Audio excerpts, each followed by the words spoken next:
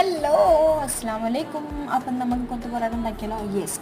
അപ്പോൾ ഞാൻ വീട്ടിൽ ബാക്കി എന്താണെന്ന് ഞാൻ തിരഞ്ഞെടുക്കുമ്പോഴാണ് 2 പൊറോട്ട എടുത്തത്. അപ്പോൾ ഒരു വെറൈറ്റി കൊത്തു പൊറോട്ട ആക്കിയാലോ എന്ന് വിചാരിച്ച് അങ്ങനെ ഒരു ഉള്ളി, ഒരു തക്കാളി, 2 പച്ചമുളക് ഇട്ടിട്ട് ഇങ്ങനെ കുരുമുനെന്ന് അറിയാം. അതിൻ്റെ ശേഷം ഞാൻ ഉള്ളി ഇങ്ങനെ വഴറ്റാൻ വേണ്ടിയിട്ട് പാത്രത്തിലിട്ട് ഉള്ളി, ഉപ്പ്, പിന്നെ കുറച്ച് കഴിഞ്ഞപ്പോൾ പച്ചമുളക്, തക്കാളിയൊക്കെ ഇട്ട് നല്ലോണം ഇങ്ങനെ മിക്സ് ആക്കിയിട്ട് അത് കൂടി വെച്ച് അതിന് ശേഷം ഞാൻ പൊറോട്ട ചൂടാക്കി പൊറോട്ട അതങ്ങനെ ചെറിയ ചെറിയ കഷ്ണങ്ങളാക്കി മുറിച്ച് വെച്ചാൽ നല്ല രസത്തിൽ കാണാൻ. അതിൻ്റെ ഇടയ്ക്ക് ഞാൻ മസാല ഇട്ട് മഞ്ഞൾപ്പൊടി, മല്ലിപ്പൊടി, കുരുമുളക് പൊടി, ഗരം മസാല, ഇറച്ചി മസാല ഒക്കെ ഇട്ട് നല്ലോണം മിക്സ് ചെയ്തിട്ട് 2 കോഴിമുട്ട അതിലേക്ക് ഒടിച്ചിട്ടിട്ട് അതും നല്ലോണം മിക്സ് ചെയ്തിട്ട് നമ്മൾ അരിഞ്ഞ് വെച്ച പൊറോട്ട അതിലേക്ക് ഇട്ട് കൊടുക്കും.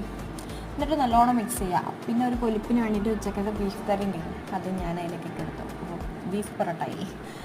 എന്നിട്ട് ഞാൻ മല്ലിച്ചപ്പ് വെറുതെ ഒന്ന് മുകളിലേക്ക് ഒന്ന് ഇങ്ങനെ തിരിച്ച് നോക്കി.